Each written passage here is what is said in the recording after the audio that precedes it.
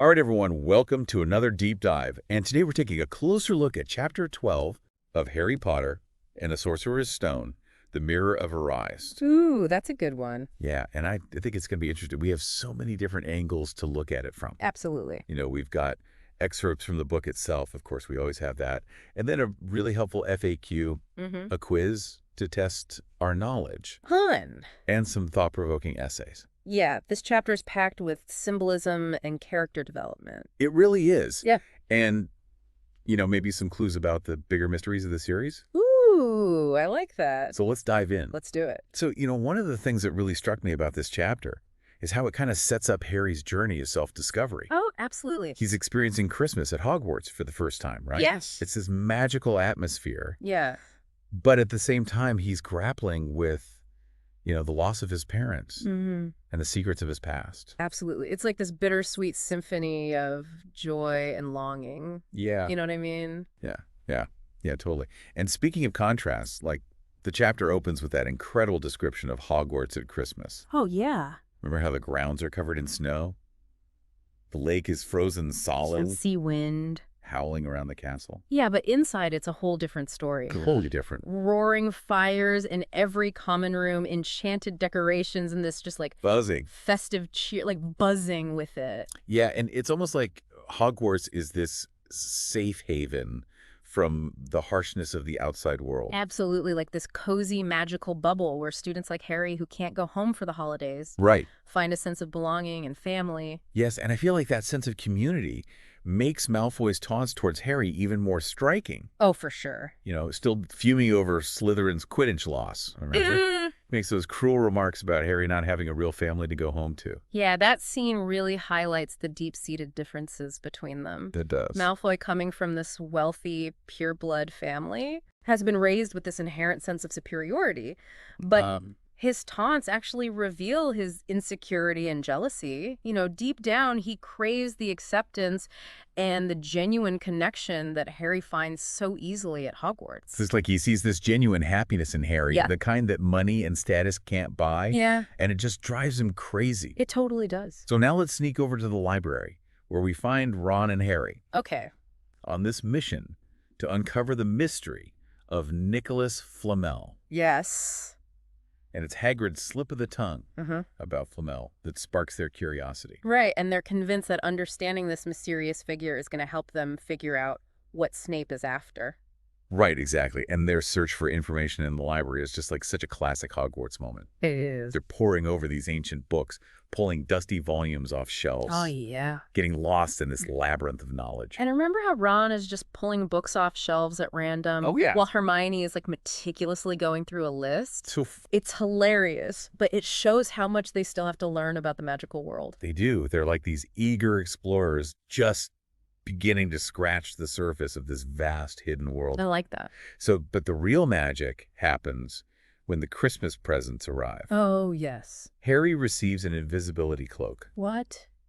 And it's not just any cloak, right? Oh, no. It's super rare, incredibly valuable, and wait for it, What? it belonged to his father. Oh, wow.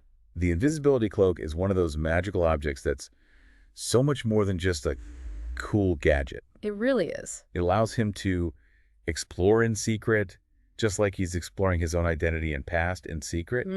It's like a key that unlocks this whole new level of adventure and self-discovery. And the note that comes with it revealing that the cloak was his father's, Right. it just adds this whole other layer of emotion. Oh, totally. It's a tangible link to his past, this legacy that he's only just beginning to understand. And this discovery ties into one of the chapter's central themes, What's that? the power of desire. Think about it. Harry yearns to know more about his parents, and this cloak becomes a tool for him to explore that yearning, to connect with their memory in this really tangible way. That's so true. And speaking of desire, we can't forget about the Mirror of Erised. Oh, the Mirror of Erised. This magical artifact Yeah. that shows the viewer their deepest, most heartfelt desire. It's like a window into the soul. I know. So what's fascinating here is how Harry and Ron react to what they see. Right. Harry, longing for the family he lost, sees his parents smiling back at him. So powerful. It's heartbreaking, but incredibly powerful, and Ron, often overshadowed by his brothers, Wow. sees himself as head boy and Quidditch captain, basking in the admiration of his peers. I love that. These visions reveal their vulnerabilities and aspirations. Yes. They show us what each boy longs for most in the world, and these desires shape their choices and actions throughout the whole series. Absolutely. And the essays that we have Yes. delve deeper into these individual desires and what they say about each character. It's like the mirror is holding up this magical mirror, not just to their reflections, but to their deepest selves. Yes, but as Dumbledore wisely warns Harry, the mirror can be dangerous. It can be. People can become so fixated on what they see that they lose sight of reality. You remember that funny moment when Dumbledore pretends to be nearsighted while wearing the invisibility cloak? Oh, yes. Classic Dumbledore, right? Classic Dumbledore. Using humor to deliver this serious message. Right. He understands the allure of the mirror, but he also knows that true happiness lies in finding balance, Right. not in chasing illusions. And his wisdom goes beyond just warnings, right? He drops this cryptic hint about what he sees in the mirror. What's that? A pair of thick woolen socks. Woolen socks. Come on, Dumbledore, what's the real story? No, right? It's a classic Dumbledore move. His answer, while seemingly simple, is likely meant to deflect a deeply personal question and subtly teach Harry a lesson about humility and contentment. Right. Remember, Dumbledore is all about finding fulfillment in the present moment, rather than chasing elusive desires. Okay, that's a perfect stopping point for part 1 Okay. of our deep dive into Chapter 12. All right. We've covered a lot of ground already, from the magical Christmas atmosphere at Hogwarts to the symbolic power of the Invisibility Cloak and the allure of the Mirror of Erised. We have. We've also glimpsed the complexities of Harry and Ron's friendship, Malfoy's motivations, and Dumbledore's wisdom. We've just scratched the surface. I know, but there's still so much more to uncover. We'll be back with part 2 to discuss how this chapter sets the stage for the rest of the book and what it reveals about the larger themes of the series. Don't go anywhere.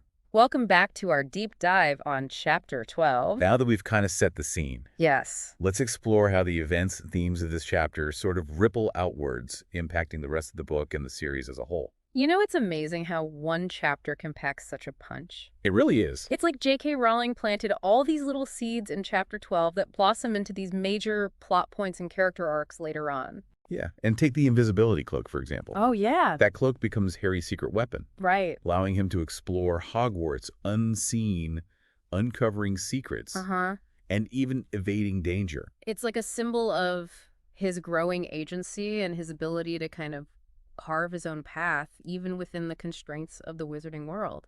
Remember how he uses it to sneak into the restricted section of the library? Oh, yeah. Which leads him to that, tense encounter with Filch and Snape, Right. and ultimately to the discovery of the Mirror of Erised.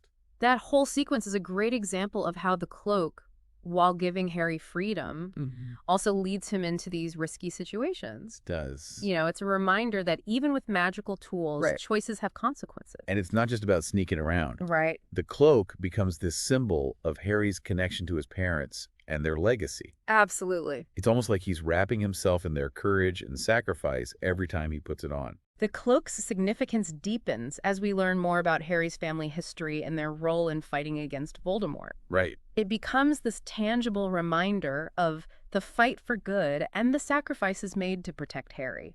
Okay, now let's switch gears back to the Mirror of Erised. Okay. This magical artifact isn't just a one-time plot device.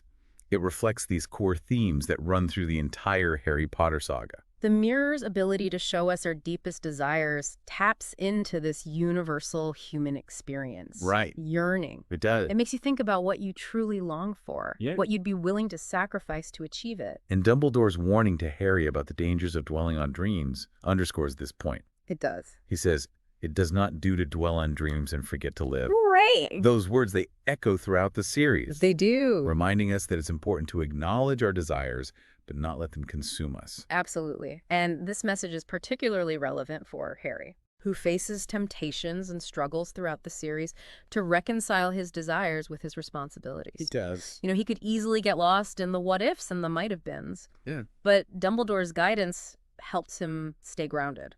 It's like Dumbledore is teaching Harry and all of us about the importance of finding balance. Yes.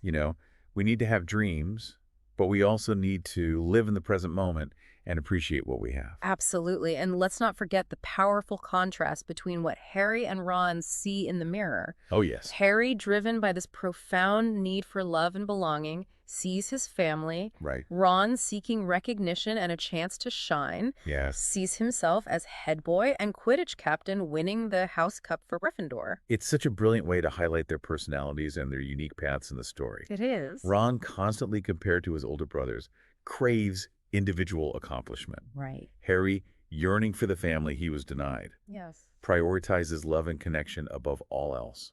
Their contrasting desires also remind us that there's no single definition of happiness or success. That's sure. What fulfills one person might not hold the same appeal for another, and that's okay. Right.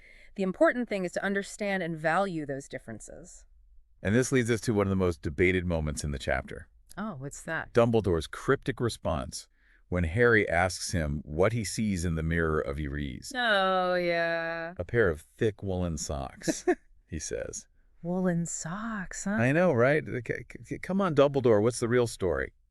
Well, some might see it as Dumbledore deflecting. Right. But I think there's a deeper meaning. Oh. It's like he's saying that true happiness doesn't always come from these grand, unattainable desires. Sometimes it's the simple things in life, the everyday comforts and connections that bring the most joy. It ties into his whole philosophy of focusing on the present moment and finding contentment in what we have, rather than always striving for something more. Exactly. Dumbledore's wisdom is like this constant thread throughout the series. It is. He acts as this guide for Harry, helping him navigate the complexities of the wizarding world and his own personal journey. He does. And even though Dumbledore isn't always upfront with his advice, Right. his words and actions always have a deeper meaning if you look closely enough. That's true. So we've seen how the Invisibility Cloak and the Mirror of Erised play these pivotal roles beyond Chapter 12, shaping the plot and echoing these big thematic questions about identity, desire, and the choices we make. We've also explored how these seemingly simple magical objects act as powerful symbols, Right. representing deeper truths about the human experience. Yeah. And we've unpacked the contrasting desires of Harry and Ron, highlighting how those desires shape their individual journeys and the course of the entire series. Okay, so we've spent all this time really digging into Chapter 12. We have. Uncovering hidden meanings and symbolism. Like we're using the Marauders map. Exactly. To explore. I love that analogy. Yeah. But now it's time for you listening at home to kind of put on the sorting hat. I like that. See where you fit in. Put on your thinking caps. Yes. Right. So think back to Harry and Ron gazing into that mirror. The Mirror of Erised. What do their reactions tell you about their characters? Yes. What are their values? And more importantly, if you looked into that mirror, what would you see? Ooh, that is a great question. Right.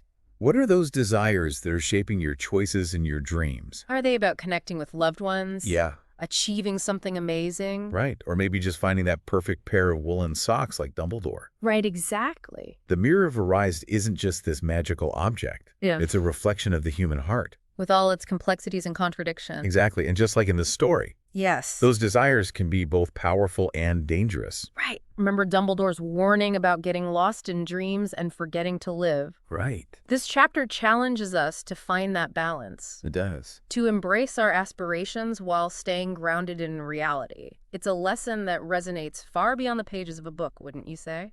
Absolutely. It's like J.K. Rowling is giving us this magical masterclass on self-discovery. I like that. And she's showing us how to unlock the secrets within ourselves, just like Harry's uncovering the mysteries of the wizarding world. And that's what makes this chapter and the entire series so captivating. It really is. It's not just about magic and adventure. Right. It's about the journey of becoming who we're meant to be. Yes. And as you continue on your own adventures, right? Yes. Both inside and outside of Hogwarts, remember the lessons that we've uncovered today. Yes. Pay attention to the symbolism. The character development. Yes. Those big universal themes that make this story so timeless. Absolutely. Keep questioning, keep exploring, and most importantly, never stop believing in the magic within yourself Yes. and the world around you. And that brings our deep dive into Chapter 12 of Harry Potter and the Sorcerer's Stone to a close. But remember, the magic doesn't have to end here. Keep those wands, raise those minds engaged. And we'll see you next time for another deep dive into the magical world of Harry Potter.